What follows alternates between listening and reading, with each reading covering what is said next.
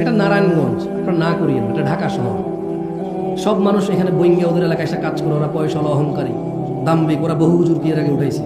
ঢাকা বেড়াইত, বংশাল, পুরান ঢাকা, এই নারায়ণগঞ্জ, তারপর হলো কেরানীগঞ্জ, ওদিকে হলো গাজীপুর, টঙ্গী, বাংলাদেশের সব হুজুরকে ওরা তুলছে, ওয়াজ করে আইনে আইনে হুজুরদেরকে ফর্মে তুলে দিয়েছে। ওরা চিল্লাচিল্লি করবে না, ওয়াজ এসে কে করবে? সব মানুষ ওদের ভাড়াটিয়া। এখানে যদি আমি ভাড়ায় থাকতে আসি, আমার কোনো আত্মীয় স্বজন নাই, ওর বাপ দাদা 14 গোষ্ঠী এখানে, ওর শক্তিগত, ও কথা বলবে না, কে কথা বলবে? হ্যাঁ, না করছেন আপনার এত বড় সাহস আছে? ছোট ভাই এখানে এসে বলো, তোমার এলাকা, তোমারই তো ক্ষমতা, তুমি বলবে না, কে বকবক করবে? কে বলো? তুমি তো ভাই না করেন না প্লিজ, আমাকে নিয়ে আসছেন কথা বলতে, আমি ওদের সাথে কথা বলবো। ছোট ভাই তোমরা এখানে এসে কথা বলো, আরে ঢিঙ্কা চিকা লাগাই দাও, সমস্যা কোথায়? কি বলো? তুমি যুবক না, তোমার চুল এত লম্বা, কি সুন্দর করে ছাড়াইছো তুমি, কতক্ষণ পরে এমন করো?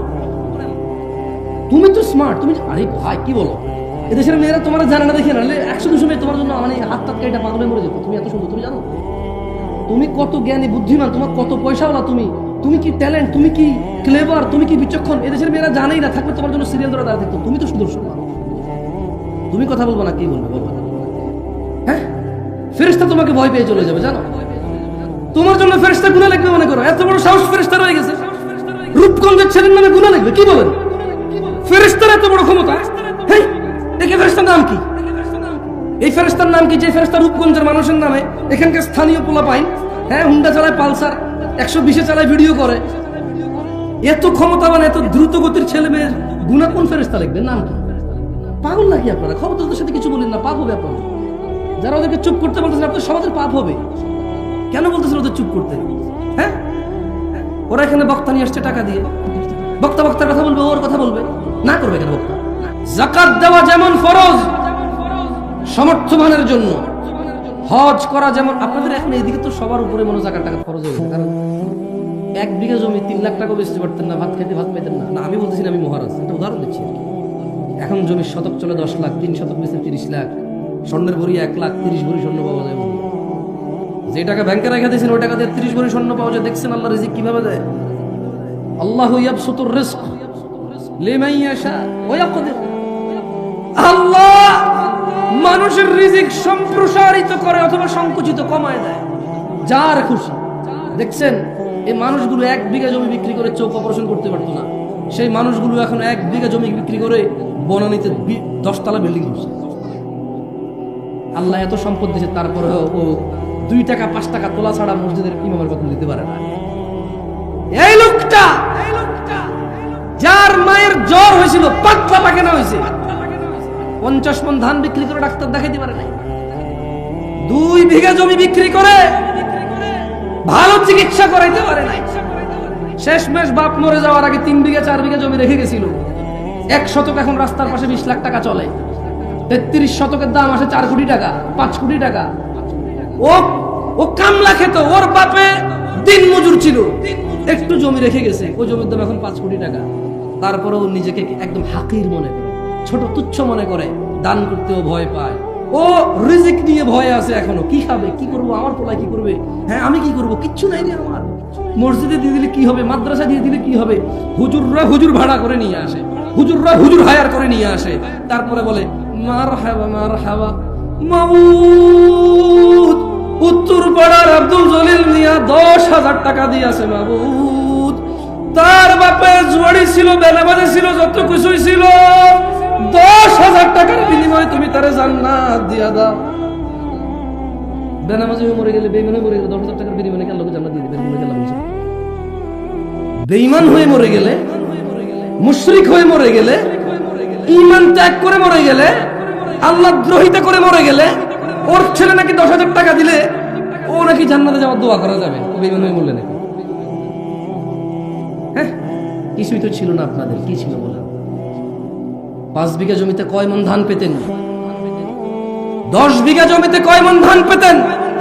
আর এই যে ছোট ভাই, তোমার বয়স 25 বছর, R15, হ্যাঁ, তারপরে যে কি কয় FZS নিয়ে যে বুম বুম বুম করো। তোমার দাদা ছিল ফকিরের মতো, ভাত খেতে ভাত পাইতো না, 5 বিঘা জমি ছিল, 10 মণ ধান হইতো না, 1 খুন্দ হইতো জমি, 2 খুন্দ পানিতে ডুবে থাকতো তোমাদের এলাকা।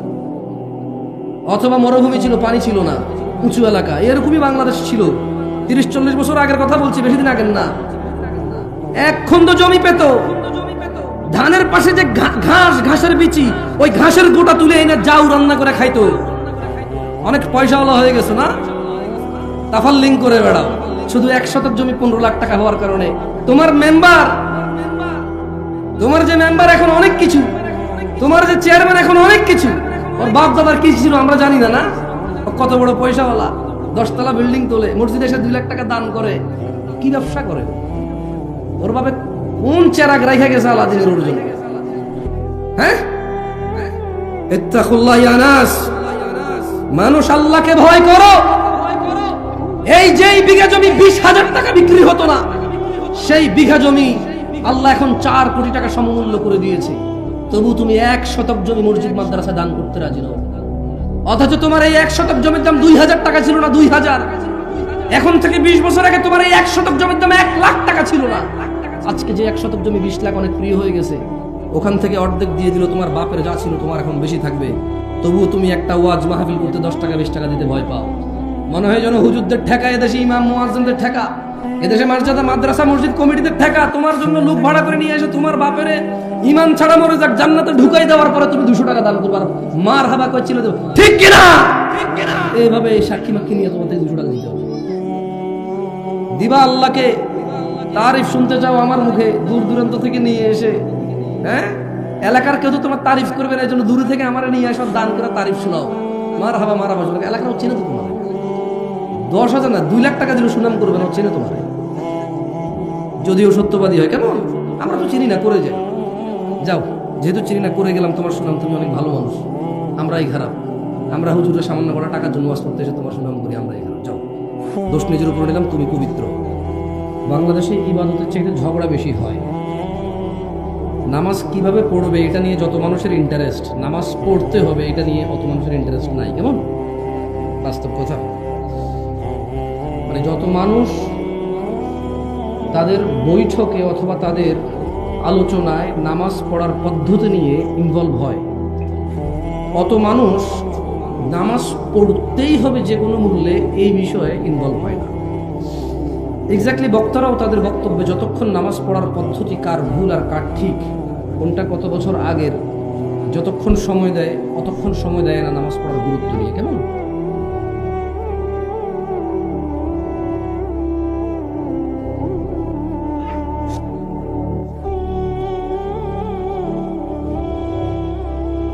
যুবকদের আইডল যে বললে আপনি বোঝেন, পোলাপা দেখছেন কত কথা কম, এভাবে আইডল বলবেন না। কেমন? কানে তুলা দিয়ে কথা বলতে হয়, কারণ ছেলে পেলে চুপ করবে না। এরা অনেক শক্তিশালী, এদের আগে কেউ যুবক ছিল না, এদের পরে কেউ যুবক হবে না, এরা বৃদ্ধে পরিণত হবে না। এরা মসজিদে কথা বলে, মাদ্রাসায় কথা বলে, মাহফিলে কথা বলে, রাজনৈতিক ওখানে কথা বলে, বাপ মায়ের উপরে কথা বলে। এরা হচ্ছে যুবক, অনেক শক্তিশালী, এরা বৃদ্ধ হবে। ও আসমান থেকে যুবক হয়ে নামছে, ওর চাইতে শক্তিশালী মানুষ ওর আগে কেউ ছিল না। কেমন? যাক, আলহামদুলিল্লাহ কিছু শোনা যায় না, ডিস্টার্ব ফিল করতেছে। যখন কোনো এমন মজলিসে আসবো যে মজলিসে ডেকে নিয়ে আসবে কথা বলার জন্য, বাইরের থেকে মেহমানকে করে নিজেরা কথা বলবে, ওই মজলিসে আসলে মজলিস কালচার ছাড়া আর কিচ্ছু না। তো যখন বাইরের থেকে মেহমান দাওয়াত দিয়ে নিয়ে আসবেন, নিজেরা কোন বলবেন, ওকে কথা বলতে দেবো, চলে আসবে যে কেউ। এটা আমাকে বলতে চাই। আপনি এত আয়োজন করছেন, কাউকে স্পিকার হিসেবে নিয়ে আসবেন, একজন বা এক অধিক, শুধু ওদেরকে বলবেন। কেমন? আর নিজেরা যেহেতু আসছেন, শুনবেন, ডেকে নিয়ে নিজেরা নিজেদের জ্যাবের টাকা খরচ করে এই যে ফার্নিচার, এই প্যান্ডেল করছেন, এই মাইক করছেন, এই ব্যানার পোস্টারিং করছেন, কেউ না কেউ 10 টাকা 20 টাকা 100 টাকা করে সময় নিজের অর্জিত সম্পদ, হালাল বা হারাম, আপনি ব্যয় করেছেন। সম্পদ হারাম হোক বা হালাল হোক, সবার কাছে তার সম্পদের মায়া আছে। সেই ক্ষেত্রে যদি কাউকে নিয়ে আসেন শুনতে শুনবেন, তাইলে হলো বুদ্ধিমানের কাজ। কখনো হোটেলে দেশি মুরগি অর্ডার করে ফার্মের মুরগি দিয়ে খাইয়া নিজের চালাক মুরগি। কেমন? যাই হোক, রমাদান কতটা ফজিলতপূর্ণ এটা নিয়ে আলোচনা করবে। শবে বরাত, নিসফে শাবান নিয়ে তর্কে জড়াবো না। সবাইকে বলবো, যদি হাদিসে থাকে করো, যদি হাদিসে না থাকে করিও না। বাস একটুকুই বলে দেবো। তুমি কি কি করো এগুলো হাদিসে নাই, আমার ঠেকা পড়ে নাই। একটা কথা বলে দেবো, সেটা কি? আল্লাহ নবী সাল্লাল্লাহু আলাইহি ওয়াসাল্লাম বলছে, কুল্লু উম্মতি ইয়াদখুলুনাল জান্নাহ, আমার উম্মতের সবাই জান্নাতে প্রবেশ করবে, ইল্লা মান আবা, শুধু অস্বীকারী জান্নাতে প্রবেশ করবে। কিলা ওয়া মান ইয়াবা ইয়া রাসূলুল্লাহ, সকল সাহাবারা বলল, হে আল্লাহর রাসূল সাল্লাল্লাহু আলাইহি ওয়াসাল্লাম, কে যে আবা, কে সে যে অস্বীকারী? বলল যে ফামান আতাআনি, যে আমার অনুসরণ করে, মানে আমি যত কিছুকে ইবাদত বলছি শুধু ওইটাকে ইবাদত বলে মানে এবং ওটা পরের বাইরে কিছু করে না, সে জান্নাতে প্রবেশ করবে। আর যে আমাকে অস্বীকার করবে সে হচ্ছে আবা। অস্বীকার দুই রকমের হয়। এক, উনি যা করেছে তা বলা যে আপনি ঠিক বলেন নাই, মানি না। আরেকটা হচ্ছে উনি যা করতে বলেছে তা না করে অন্য কিছু করা, এভাবে অস্বীকার হয়। কেমন? এই শুধু এই নিসফে শাবান, শবে বরাত, এই রমজানের 15 দিনের আগে, হ্যাঁ, আর কোনো বিষয় আলোচনা করলাম না। ইবাদত করেন যে ইবাদতের আদেশ আছে, খুঁজে বের করুন। 15ই শাবানের ফজিলত নিয়ে তর্ক করছি না, অতটা যোগ্যতা আমার নাই যে আমি তাহকিক করব এবং এখানে আপনাকে, ধরেন আমি জানিও, আপনাকে বললাম লাভ কি? অধিকাংশ আমরা আলিফ বাতাই পড়তে পারি না, অধিকাংশ আমরা সূরা ফাতিহা জানি না, অধিকাংশ আমাদের মধ্যে 10 জন সাহাবীর নাম জানি না, অধিকাংশ আমাদের মধ্যে 5 জন নবীর নাম জানি না। আউযু বিল্লাহি মিনাশ শাইতানির রাজিম, এমন অডিয়েন্সের সামনে। আর আমাদের এখন বক্তব্য আসলে কোনটা দেওয়া উচিত, এটাই তো কঠিন সিদ্ধান্ত নেওয়া যে আমি কোন বক্তব্য দিলে আপনি বুঝবেন না। আমি বলতেছি না যে আমি অনেক কিছু বুঝি, দেখেন আমি এটাই বুঝি না যে কোন টপিকে আপনার সাথে কথা বলা উচিত, এত কম বুঝি। তো নিসফে শাবান নিয়ে আপনি ফজিলত বলবেন, আরেকজন অস্বীকার করবেন, আমি ওই টপিকে আসতেই রাজি না, কারণ আমার অত দক্ষতা নেই যে আমি তর্ক করতে পারবো। যদি একবার বলে তুই কুটুকরে পড়ছিস, আমি ওখানেই শুনিস। কেমন? যদি বলে সার্টিফিকেট বাইর করতে মাদ্রাসা থেকে পাস করছিস, ওখানে আমি শেষ, কবি ওখানে নীরব হয়ে যাবো, আমি নীরব, তার মধ্যে গেলাম না। তবে এতটুকু বলবো, জুমার দিন খুতবা দিতে হয়, আদেশ আছে। জুমার দিন জোহরের সময় জুমার সালাত 2 রাকাত হবে, আদেশ আছে, পদ্ধতি আছে। সালাত আদায় করতে হয় তাকবীরে তাহরিমা দিয়ে, তারপরে সানা পড়তে হয়, সূরা ফাতিহা পড়তে হয়, রুকু দিতে হয়, রুকু থেকে উঠতে হয়, সিজদায় যেতে হয়, 2 রাকাতে বসতে হয়, 2 এর অধিক রাকাতে 2 রাকাত পড়ে উঠতে হয়, 2 রাকাতে 2 রাকাত পড়ে শেষ করতে হয়। এই সকল পদ্ধতি, এই সকল আদেশ হাদিসের মধ্যে আছে। নিসফে শাবান, 15ই শাবান, শাবান মাসের অর্থ থেকে কি আমল করতে হয়? নামাজ পড়তে হয়, রোজা রাখতে হয়, হজ করতে হয়, যাকাত দিতে হয়, জিকির করতে হয়, রাত জাগতে হয়, দিন জাগতে হয়, মেহমানদারি করতে হয়। আসলে রমাদানে ফিতরা দিতে হয়, রমাদানে ফিতরা দিতে হয় ঈদে। ধনীরা বছরে একবার টোটাল যত কিছু আছে সেখান থেকে যাকাত বের করতে হয় একবার। এই সকল কিছুর আদেশ হাদিস থেকে, কোরআন থেকে নেওয়া যাবে। 15ই শাবান, ওই দিন আসলে করব কি, আল্লাহর নবী কি করার জন্য আদেশ দিয়ে গেছেন, উনি কি করেছেন, আলহামদুলিল্লাহ সেটা নিয়ে তর্কে যাব। কেউ বলবেন দঈফ, কেউ বলবেন আছে, কেউ বলবেন হাসান, কেউ বলবেন হাদিস দঈফ হলেও মানা যায়, কেউ বলবেন আপনারা তো দঈফ হাদিস মানেন, এটা কেন মানবেন না? ওদিকে যাবোই না ভাই, এগুলো তো জিতেই যাবে না। না, আপনি হারবেন না, আমিও হারবো না, এরকমই অবস্থা হয়ে গেছে। শুধু এতটুকু বলবো, 15ই শাবান, যেমন দেখেন ঘুমাইলে ডান কাত হইতে ঘুমাইতে হয়, কেমন? টয়লেটে বাম পা দিয়ে যেতে হয়, মসজিদে ডান পা দিয়ে যেতে হয়, সব এগুলো নির্দেশ হাদিস থেকে নেওয়া যায়। 15ই শাবান একজন মুসলমান নর এবং নারী, ধনী এবং দরিদ্র, সুস্থ এবং অসুস্থ, সবাই তার করণীয় বর্জনীয় কি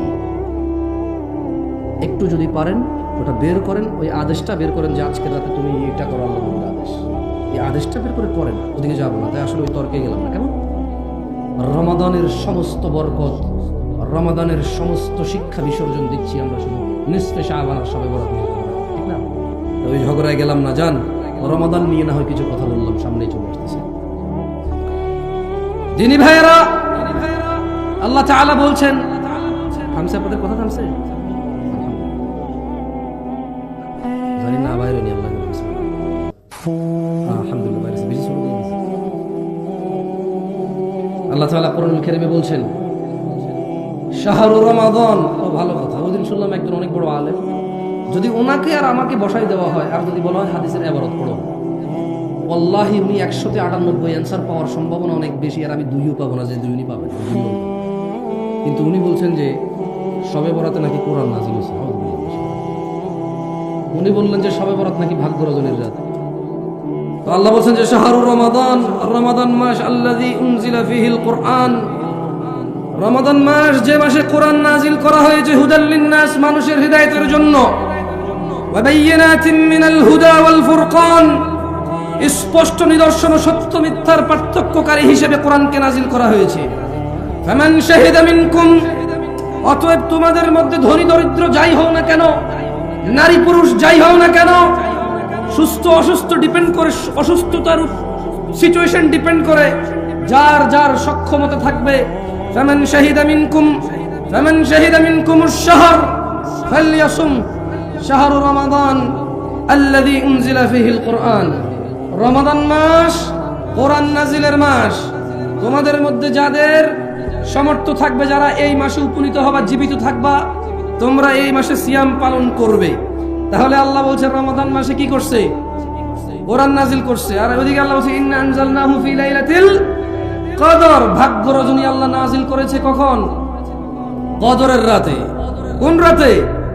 কদরের রাতে আল্লাহ ভাগ্য রজনী 15 শাবান নাজিল করে নেয়। কেমন তর্কে বিতর্কে যায়েন না ভাই, আকার ইঙ্গিতে ব্যাখ্যা বিশ্লেষণ দিয়ে অমুক আল্লামা অমুক দিয়েন না, দরকার নেই। আল্লাহ নবী সাল্লাল্লাহু আলাইহি ওয়াসাল্লাম থেকে পান কিনা দেখেন, আপনি পাবেন।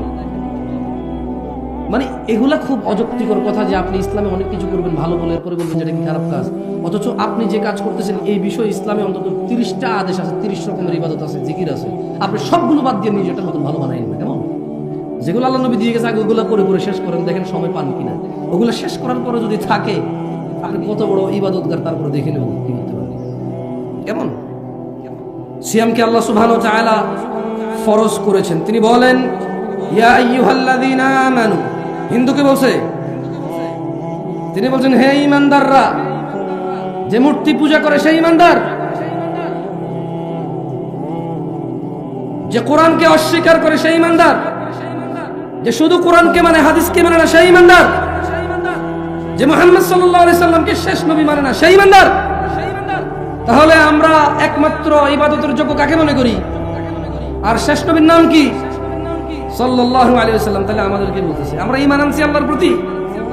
দেখ ঠিক আছে, তাহলে আমাদেরকে ডাইকে বলতেছে, অন্য কাউকে বলতেছে না। কেমন আমরা যারা ঈমান আনছি ঠিক আমাদেরকে বলতেছেন ইয়া আইয়ুহাল্লাযীনা আমানু, হে তোমরা যারা ঈমান এনেছো, কুতিবা আলাইকুমুস সিয়াম, তোমাদের উপর সিয়ামকে ফরজ করা হলো। জি, ফজর জোহর আসর মাগরিব ইশা যেমন ফরজ, ফজর জোহর আসর মাগরিব ইশা যেমন ফরজ, যাকাত দেওয়া যেমন ফরজ সমর্থমানের জন্য, হজ করা যেমন। আপনাদের এখন এইদিকে তো সবার উপরে মনে জাকাত টাকা ফরজ হয়ে গেছে, কারণ 1 বিঘা জমি 3 লাখ টাকা বেচতে পারতেন না, ভাত খাইতে ভাত পাইতেন না। না আমি বলতেছি না, আমি মহারাজ, উদাহরণ দিচ্ছি। এখন জমির শতক চলে 10 লাখ, 3 শতক বেচে 30 লাখ, স্বর্ণের ভরি 1 লাখ, 30 ভরি স্বর্ণ পাওয়া যায়। যে টাকা ব্যাংকে রেখে দিয়েছেন ওই টাকা দিয়ে 30 ভরি স্বর্ণ পাওয়া যায়। দেখছেন আল্লাহ রিজিক কিভাবে দেয়?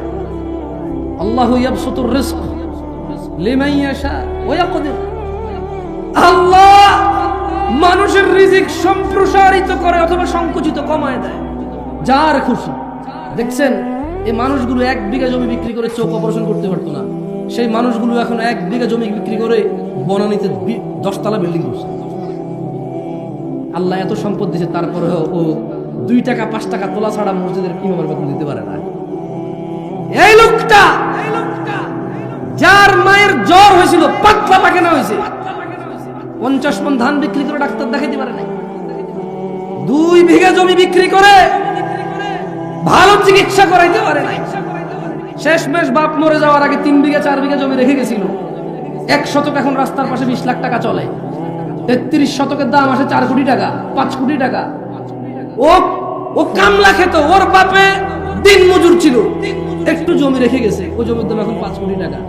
তারপরে ও নিজেকে একদম হাকির মনে করে, ছোট তুচ্ছ মনে করে, দান করতেও ভয় পায়। ও রিজিক নিয়ে ভয় আছে এখনো, কি খাবে, কি করবো, আমার পোলায় কি করবে, হ্যাঁ আমি কি করবো, কিচ্ছু নাই রে আমার। মসজিদে দিয়ে দিলে কি হবে, মাদ্রাসা দিয়ে দিলে কি হবে, হুজুররা হুজুর ভাড়া করে নিয়ে আসে, হুজুররা হুজুর হায়ার করে নিয়ে আসে, তারপরে বলে মারহাবা মারহাবা মাবুদ। উত্তর পাড়ার আব্দুল জলিল মিয়া 10,000 টাকা দিয়ে আসে মাবুদ। তার বাপে জুয়ারি ছিল, বেনামাজি ছিল, যত কিছুই ছিল, 10,000 টাকার বিনিময়ে তুমি তারে জান্নাত দিয়া দাও। বেনামাজি হয়ে মরে গেলে, বেঈমান হয়ে মরে গেলে 10,000 টাকার বিনিময়ে আল্লাহ জান্নাত দিয়ে দিবেন, মরে গেলাম। বেঈমান হয়ে মরে গেলে মুশরিক হয়ে মরে গেলে, ঈমান ত্যাগ করে মরে গেলে, আল্লাহ দ্রোহিতা করে মরে গেলে ওর ছেলে নাকি 10,000 টাকা দিলে ও নাকি জান্নাতে যাওয়ার দোয়া করা যাবে। ও বেঈমান হয়ে বললেন, হ্যাঁ কিছুই তো ছিল না আপনাদের, কি ছিল? 5 বিঘা জমিতে কয় মণ ধান পেতেন? 10 বিঘা জমিতে কয় মণ ধান পেতেন? আর এই যে ছোট ভাই, তোমার বয়স 25 বছর, R15, হ্যাঁ তারপরে যে কি কয় FZS নিয়ে যে বুম বুম বুম করো, তোমার দাদা ছিল ফকিরের মতো, ভাত খেতে ভাত পাইতো না, 5 বিঘা জমি ছিল, 10 মণ ধান হইতো না, 1 খন্ড হইতো জমি, 2 খন্ড পানিতে ডুবে থাকতো তোমাদের এলাকা। অথবা মরুভূমি ছিল, পানি ছিল না, উঁচু এলাকা, এরকমই বাংলাদেশ ছিল। 30-40 বছর আগের কথা বলছি, বেশি দিন আগের না। 1 খন্ড জমি পেত, ধানের পাশে যে ঘাসের বিচি, ওই ঘাসের গোটা তুলে এনে জাউ রান্না করে খাইতো। অনেক পয়সাওয়ালা হয়ে গেছো না, তাফাল্লিং করে বেড়াও। শুধু 1 শতক জমি 15 লাখ টাকা হওয়ার কারণে তোমার মেম্বার, তোমার যে মেম্বার এখন অনেক কিছু, তোমার যে চেয়ারম্যান এখন অনেক কিছু। ওর বাপ দাদার কি ছিল আমরা জানি না, না ও কত বড় পয়সাওয়ালা, 10 তলা বিল্ডিং তোলে, মসজিদে এসে 2 লাখ টাকা দান করে, কি ব্যবসা করে? ওর বাপে কোন চেরাগ রাইখা গেছে আলাদিনের ওর জন্য? হ্যাঁ, ইত্তাকুল্লাহ ইয়া নাস, মানুষ আল্লাহকে ভয় করো। এই যেই বিঘা জমি 20,000 টাকা বিক্রি হতো না, সেই বিঘা জমি আল্লাহ এখন 4 কোটি টাকা সমমূল্য করে দিয়েছে। তবু তুমি 1 শতক জমি মসজিদ মাদ্রাসায় দান করতে রাজি নও। অথচ তোমার এই 1 শতক জমির দাম 2,000 টাকা ছিল না, 2,000। এখন থেকে 20 বছর আগে তোমার এই 1 শতক জমির দাম 1 লাখ টাকা ছিল না। আজকে যে 1 শতক জমি 20 লাখ অনেক প্রিয় হয়ে গেছে, ওখান থেকে অর্ধেক দিয়ে দিল, তোমার বাপের যা ছিল তোমার এখন বেশি থাকবে। তবুও তুমি একটা ওয়াজ মাহফিল করতে 10 টাকা 20 টাকা দিতে ভয় পাও। মনে হয় যেন হুজুরদের ঠেকা, এদেশে ইমাম মুয়াজ্জিনদের ঠেকা, এদেশে মাদ্রাসা মসজিদ কমিটিদের ঠেকা, তোমার জন্য লোক ভাড়া করে নিয়ে এসে তোমার